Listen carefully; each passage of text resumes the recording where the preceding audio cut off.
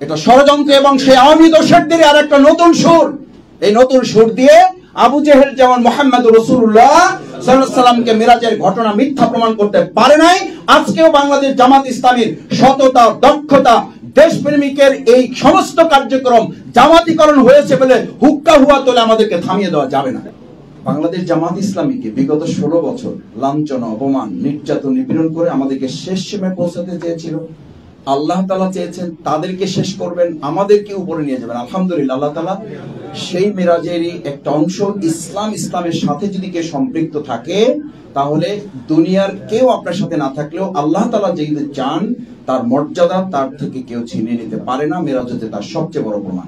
বাংলাদেশ জামাত ইসলামীকে আমরা লক্ষ্য করি, এই সময় এসে আমাদেরকে কেউ কেউ জামাতিকরণ করা হচ্ছে বলে প্রতিষ্ঠানে সব আমরা নিয়ে নিচ্ছি, একথা বলে আমাদেরকে থামিয়ে দেওয়ার চেষ্টা করা হচ্ছে।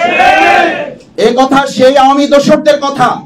এটা দেশপ্রেমী এবং সৎ, দক্ষ, যোগ্য লোক যেখানে বসে তাদের দৃষ্টিতে জামাত ছাড়া তারা কিছুই দেখতে পায় না। এই একই কথা বলে আমাদের 5 ওয়াক্ত নামাজে ডাকা আব্দারকে হত্যা করা হয়েছে, একথা বলে ভবিষ্যতে ইসলামপন্থী দেশপ্রেমিক লোকদেরকে আর ঠেকে রাখা যাবে না।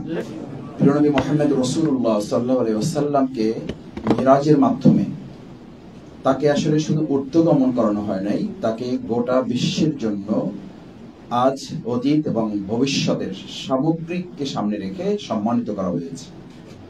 তখন সম্মানিত করা হয়েছে গোটা বিশ্ব যখন তাকে অপমান এবং লাঞ্ছনার শেষ জায়গায় পৌঁছে দিয়েছিল। গোটা পৃথিবী যদি কাউকে অপমান এবং লাঞ্ছনার শেষ জায়গায় পৌঁছে দেয়, আল্লাহ তাআলা চাইলে যে তাকে সর্বোচ্চ মর্যাদা দিতে পারেন। মেরাজ হচ্ছে তার প্রমাণ। বাংলাদেশ জামাত ইসলামীকে বিগত 16 বছর লাঞ্ছনা, অপমান, নির্যাতন, নিপীড়ন করে আমাদেরকে শেষ সীমায় পৌঁছাতে চেয়েছিল। আল্লাহ তাআলা চেয়েছেন তাদেরকে শেষ করবেন, আমাদেরকে উপরে নিয়ে যাবেন। আলহামদুলিল্লাহ, আল্লাহ তাআলা সেই মিরাজেরই একটা অংশ। ইসলামের সাথে যদি কেউ সম্পৃক্ত থাকে, তাহলে দুনিয়ার কেউ আপনার সাথে না থাকলেও আল্লাহ তাআলা যেহেতু চান, তার মর্যাদা তার থেকে কেউ ছিনিয়ে নিতে পারে না। মিরাজ হচ্ছে তার সবচেয়ে বড় প্রমাণ। সম্মানিত ভাই এবং বন্ধুগণ, শেষ কথা হচ্ছে, রাসূল করিম সাল্লাল্লাহু আলাইহি ওয়াসাল্লাম যখন মিরাজ থেকে ফিরে এসেছেন, হাতিমে কাবায় বসে তিনি তখন ভাবছেন যে আমি এই যে মেরাজ সংগঠিত হয়েছে, এই কথা যদি এখন কাউকে বলি, তাহলে এই কথা বলার মধ্য দিয়ে কেউ আমাকে হয়তো পাগল বলবে, কেউ জাদুকর বলবে, কেউ গণক বলবে, কিন্তু কথাটা তো সত্য, এটা তো বলতে হবে। এই কথা বলতে বলতেই তিনি তার সামনে দেখলেন আবু জেহেল যাচ্ছে। আবু জেহেল ঠিক একইভাবে জিজ্ঞেস করলো, কি মুহাম্মদ, কোনো ঘটনা আছে নাকি? মুহাম্মদ রাসূলুল্লাহ সাল্লাল্লাহু আলাইহি ওয়াসাল্লাম বললেন, হ্যাঁ, ঘটনা তো আছে।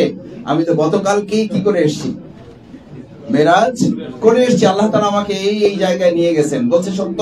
এটা কি তুমি বলতে পারবে সবার সামনে? কারণ সে জানে এই কথা বলার মধ্য দিয়ে মুহাম্মদ রাসূলুল্লাহ সাল্লাল্লাহু আলাইহি ওয়াসাল্লামকে ইতিপূর্বে পাগল, গণক, জাদুকর যা যা বলা হয়েছে এগুলো প্রমাণ করার জন্য এইটা যথেষ্ট হবে।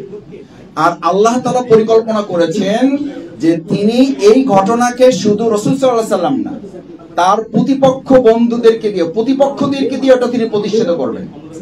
আজকে এখানে আপনাকে একটা বিষয় সামনে রাখতে হবে যে আমরা যারা এখানে আছি, ভাবতে হবে যে আল্লাহর দ্বীনের কাজের জন্য যদি আমি আপনি কেউ না করি, তাহলে আল্লাহ তাআলা বাতিলকে দিয়ে তার দ্বীনের কাজ করানোর সক্ষমতা তার আছে না নেই? এই কথার প্রমাণ হচ্ছে আবু জেহেল তখন বললেন, মুহাম্মদ, তুমি তোমার কথা ঠিক থাকো, তোমার লোক ডাকা লাগবে না, আমি সমস্ত গোত্রের নেতা এবং যা আছে সব ডাকার ব্যবস্থা করতেছি। এবং ডাকছে। তারপরে বলা শুরু করলো, ওখানে তারাও ছিল যারা এই বাইতুল মাকদাস সম্পর্কে ভৌগোলিক জ্ঞান ছিল। সব কোশ্চেনের জবাব দেওয়া শেষ। এবার বলা হলো, তুমি বাইতুল মাকদাসের জানলা কয়টা, কপাট কয়টা, দরজা কয়টা, এটা হলো আসলে জানা উদ্দেশ্য না, উদ্দেশ্য হলো ঠকানো, উদ্দেশ্য হলো ঠেকিয়ে দেওয়া। বাংলাদেশ জামাত ইসলামীকে আমরা লক্ষ্য করি, এই সময় এসে আমাদেরকে কেউ কেউ জামাতিকরণ করা হচ্ছে বলে প্রতিষ্ঠানে সব আমরা নিয়ে নিচ্ছি, একথা বলে আমাদেরকে থামিয়ে দেওয়ার চেষ্টা করা হচ্ছে। এই কথা সেই আওয়ামী দোসরদের কথা।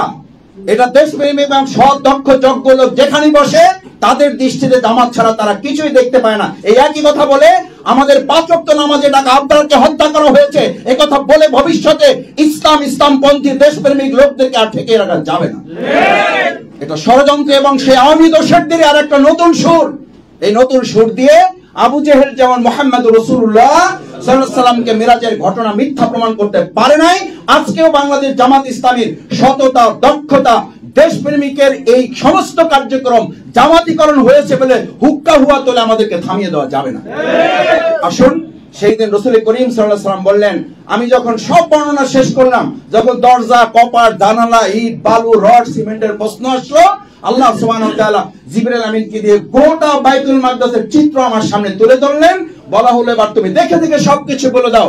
আল্লাহ তাআলা যদি দুনিয়ার মানুষের, ইসলামপন্থীদের, আল্লাহওয়ালা মানুষদের পক্ষে থাকেন, সততার পক্ষে থাকেন, দুনিয়ার সবাই মিলেও আমাদেরকে ঠেকাতে পারবে না ইনশাআল্লাহ। মেরাজ হচ্ছে সেই শিক্ষা। আসুন সেই শিক্ষায় আমরা উদ্দীপ্ত হই।